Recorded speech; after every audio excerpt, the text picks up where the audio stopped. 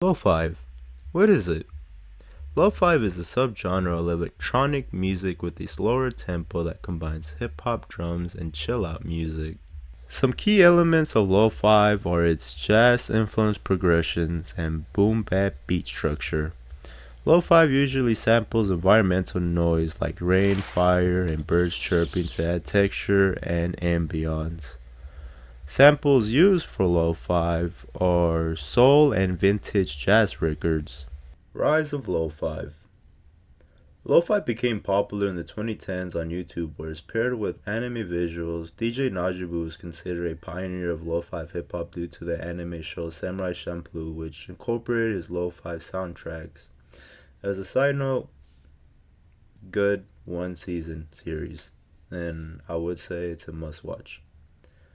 But continuing, other factors that contributed to the rise of lo-fi are the SP303 and Roland SP404, which has a lo-fi effect. Plus, Jay Dilla, who's associated with the development of lo-fi hip-hop. And in the 2015, YouTube started to see a rise of lo-fi music, and a prominent figure around that time was a channel named Chilled Cow, or as we know now, Lo-Fi Girl. When it comes to lo-fi, instruments used are grand pianos, electric pianos, guitar, warm analog synths, brass, woodwinds, and strings, to name a few.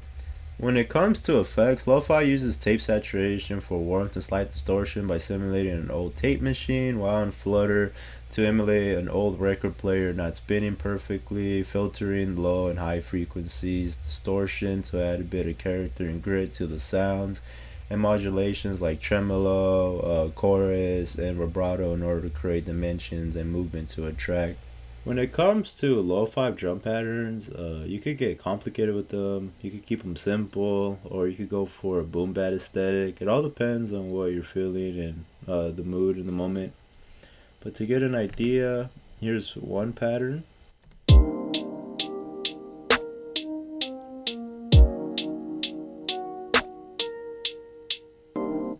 As you see, it's pretty simple. It's just, a kick, a hi-hat, and a snare.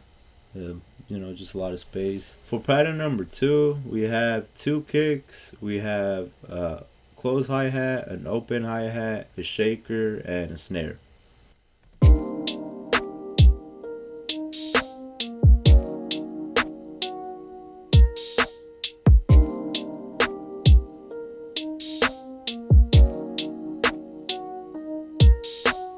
For pattern number 3, we have a closed hi-hat, an open hi-hat, a kick, and 2 snares.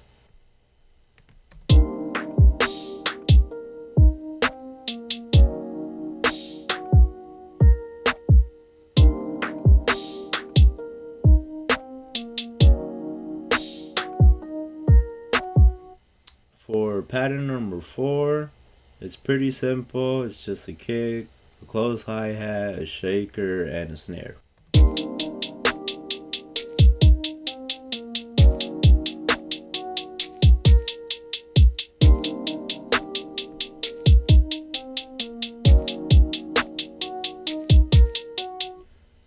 Hopefully, with that, you understand a little bit more of lo-fi patterns and how they could be created. They're pretty simple. You could get complicated with them. It's all up to you. It's all up to your choice in the end of the day.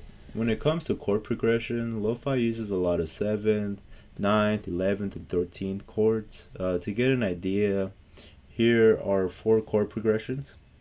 So we start off with the C minor 11th, then an F7, and then we go into an A flat major, and then that goes into an E flat major 7th, which then here's the next chord progression, and that's a C minor 9th, which then turns into a D flat minor 7th, and then it repeats again, so C minor 9th, and then D flat 7th, minor 7th, and then it goes into an A minor 11th, then you have a D7, then you have a F major 7, and after that you have a C major 7, which then here's the other chord progression, which that's a D minor 11th and an E minor 11th, and it repeats again.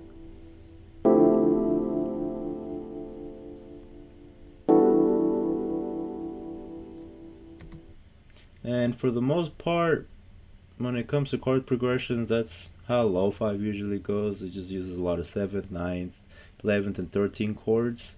Now that we know lo-fi uses a lot of 7th, 9th, 11th, and 13th chords, here is a simple way to build these chords.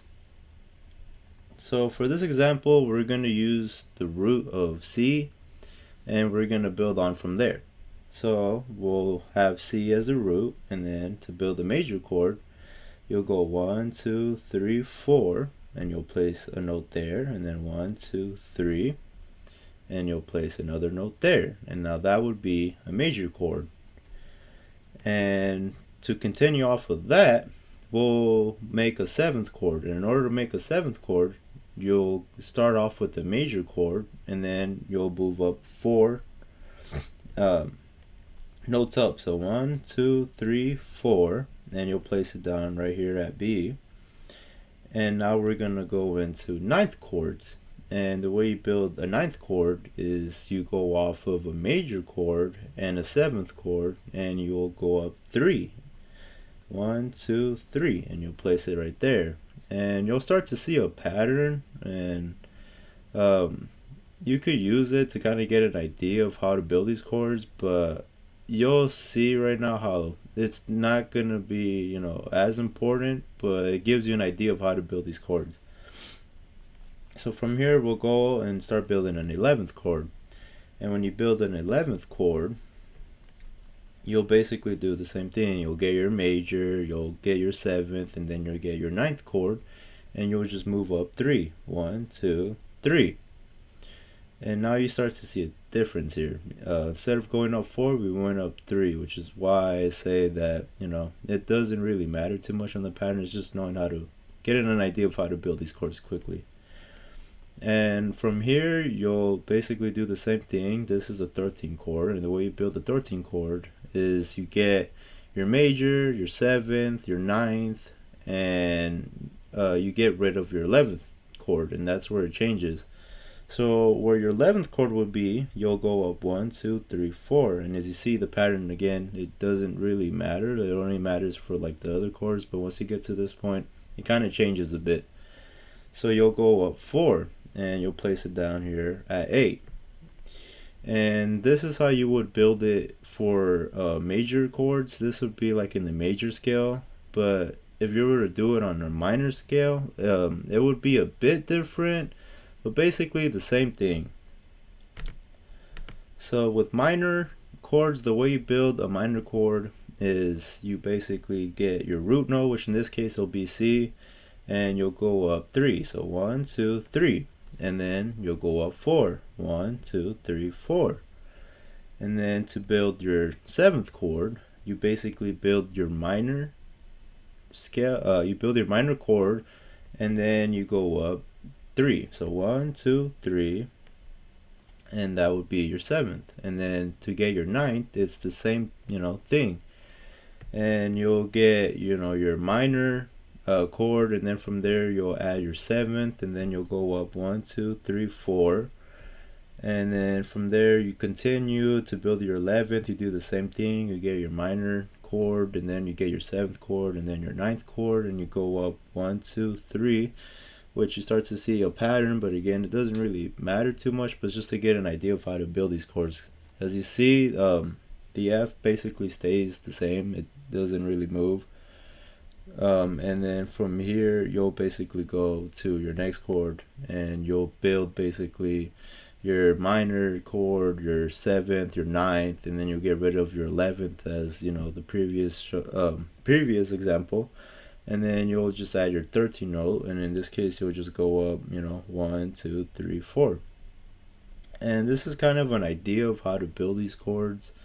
This is how I build them in a way. This is how I got an idea of how to build them, and hopefully this helps. Hopefully it wasn't tricky, or I didn't confuse you in the process, but hopefully you're able to look over the video and kind of get an idea of how to build chords just from this. And now that we covered all that information for lo-fi, we can now start my favorite segment, which is making a beat.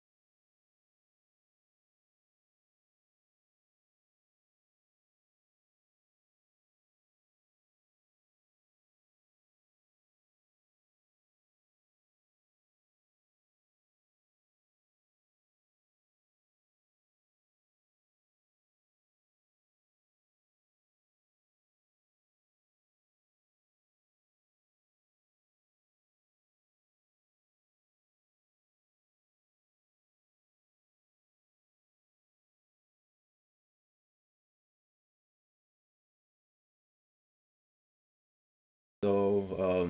That took a lot longer than I anticipated. I think I was working on that for like an hour, maybe like an hour and 30 minutes. But here's my finished product.